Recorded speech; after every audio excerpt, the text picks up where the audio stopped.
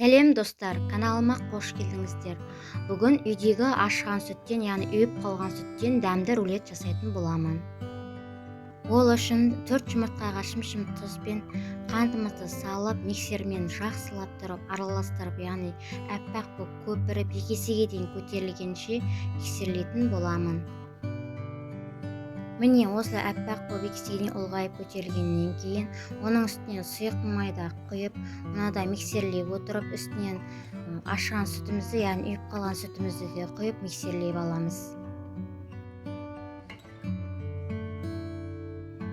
Барлығы жақсы араласқаннан кейін, електен өткізілген ұнымызға жарты шай қасық қопшытқышымызды қосып араластырамыз да, оны осы массамызға бөліп қосатын боламын.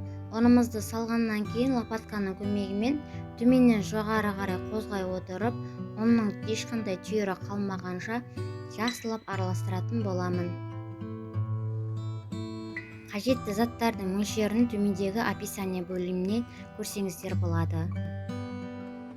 Міне барлығы біркелкі болып, жақсы болып араласты. Енді пергамент төселген табамызға барлығын құйып, біркелкі етіп жайып аламыз.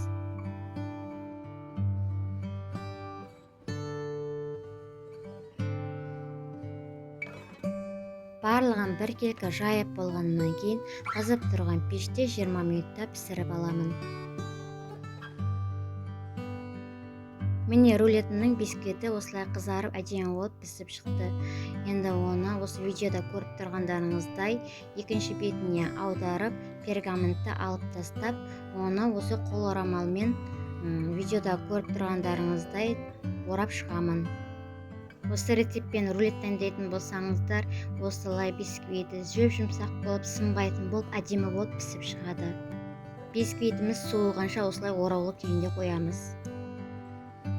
Бисквитіміз суығаннан кейін, оған өзіңіз қалаған салмасын салып, рулетті орап шықсаңыз болады. Ал мен үйдегі қолдағы бар қара өріктің жемін осылай жағып қолданатын боламын. Бұл қара өрік жемнің рецебін менің YouTube каналымнан көрсеңіздер болады.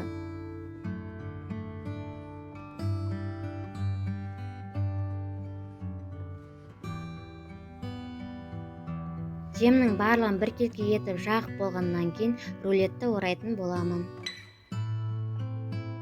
Видеода көріп тұрғандарыңыздай бисквит өте нәзік болып, жүмсақ болып пісіп шыққандықтан рулетімізде әдемі болып оралатын болады.